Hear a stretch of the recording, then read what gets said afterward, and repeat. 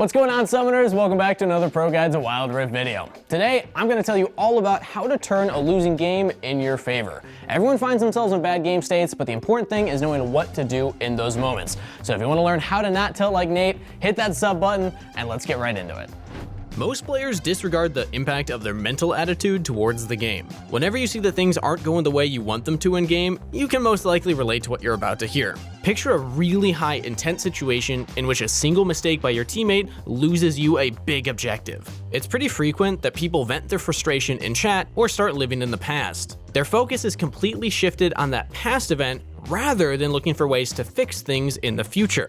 That is one of the worst things that tilt can do to you, but it's something that we can work on, and here's how.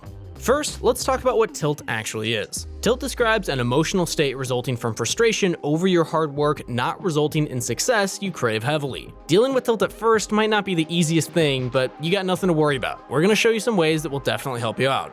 The first thing to do is pretty obvious. Don't give up.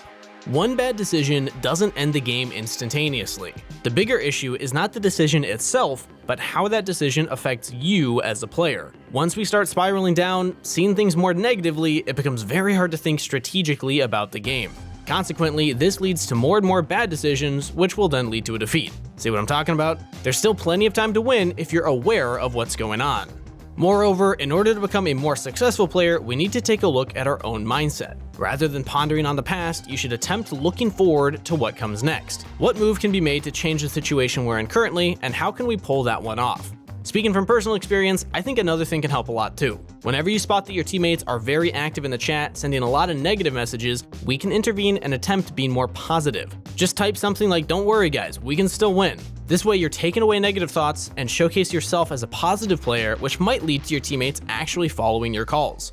Before I continue with the video though, make sure to hit like and subscribe, and don't forget to join our Wild Rift Discord in the comments below for everything Wild Rift in the future.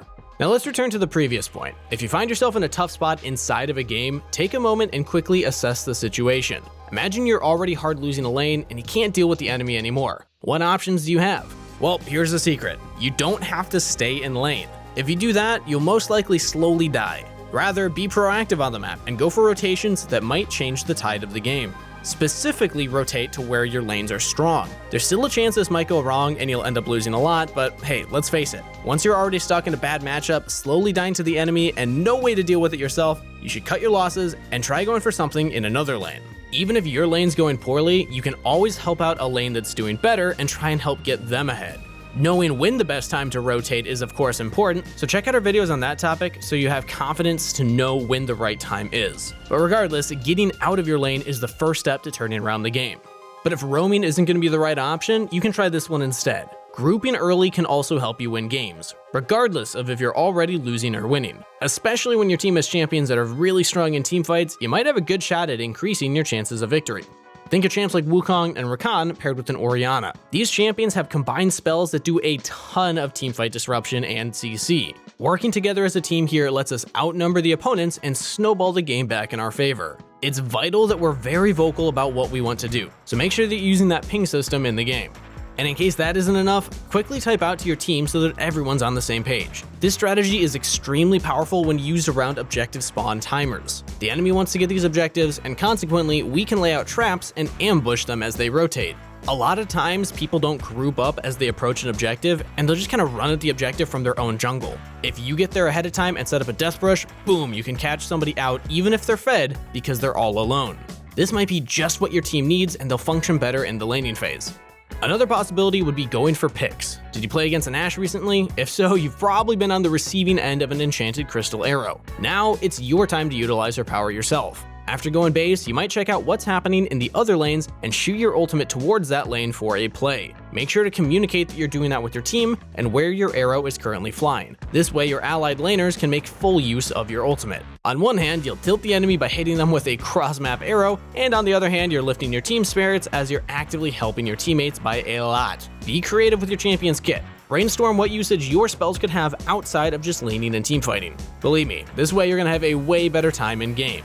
Next on the list is a rather unknown strategy that can be utilized when ahead and behind. Yep, I'm talking about freezing minion waves. It's not the most exciting thing to do, but it helps. Whether you're in laning phase or after laning phase, how many times have you caught yourself just pushing back waves into your opponent? Well, there's something else you can do that's usually more helpful than pushing. But before I explain that, let's go over why pushing isn't always great. The issue with it is if you're constantly pushing the wave on cooldown, we're just giving the enemy free access to gold and experience. Instead, we can attempt holding a wave just out of our turret range for as long as possible to deny them easy access to minions. You're gonna have a much easier time getting gold and XP as you're much safer from ganks closer to your turret. If the enemy wants to do anything by that freeze, then they're forced to overextend, giving your jungler an opportunity to gank.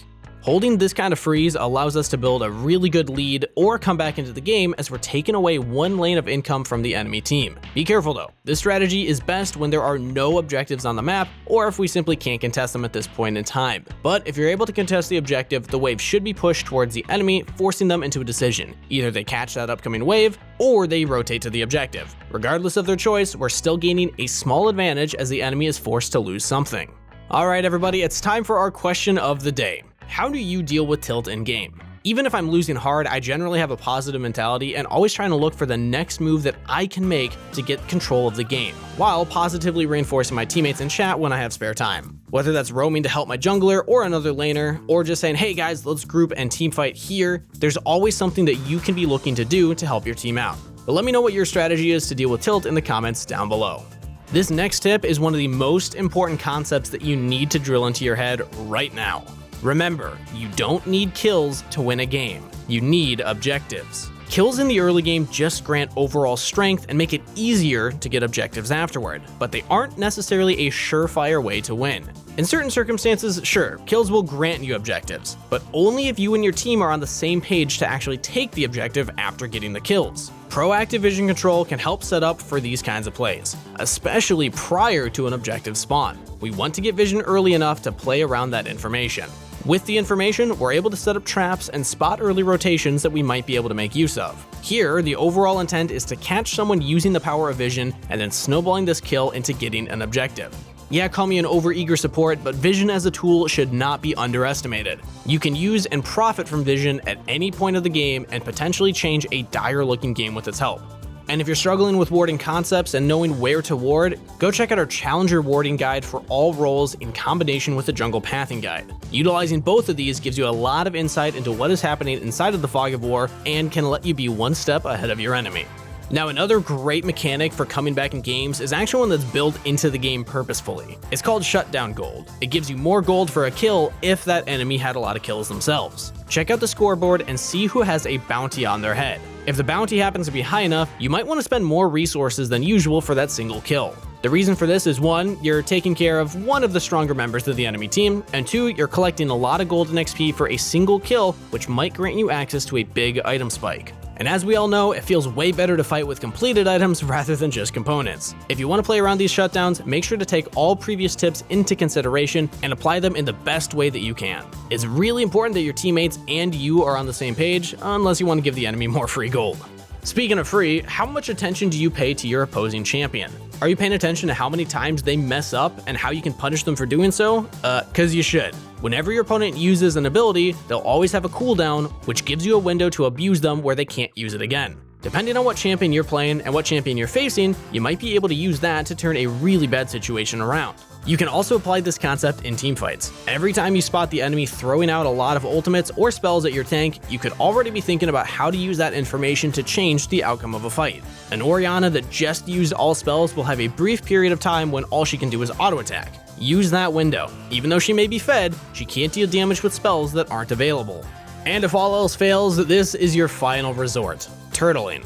Imagine that you're playing against a ton of assassins and leaving base is really dangerous. Although they're strong, they lack the ability to siege our base properly without having the Baron buff. So in case you find yourself in a game where your team has reliable wave clear and the enemy can't siege, you should definitely consider turtling. Similar to the freeze, it allows you to get to item breakpoints while remaining in a safe position. The biggest problem here, besides giving up your own jungle camps, is having access to objectives. It's not uncommon for people in this position to be overwhelmed with the pressure, but don't worry, we got you. Look at your team. Who's tanky and can face check their way to that objective so that we can contest if we have to. Be communicative and speak your mind. As previously mentioned, it's a team game, so you want to be on the same page. It just makes things that much easier. And don't forget guys, by using all the tips, tricks, and warnings in this video, you're bringing yourself one step closer to be that insane player that you always wanted, and we believe you have what it takes to get there. So don't worry, everybody tilts sometimes, but remember, be a Tia and not an 8. Remind yourself that you're in control and you can do your best to change the outcome of the game. Thanks for watching everybody, hit that like and subscribe to not miss a single video on everything Wild Rift in the future, join our community Discord, send Nate some love because I bullied him way too much in this video, but most importantly, best of luck on the Rift, stay hydrated, and I'll see you next time. Today I'm going to tell you all about how to do something. Not quite sure what, because the prompter was a little high, but we're talking about something today. Okay. Woo! Here we go.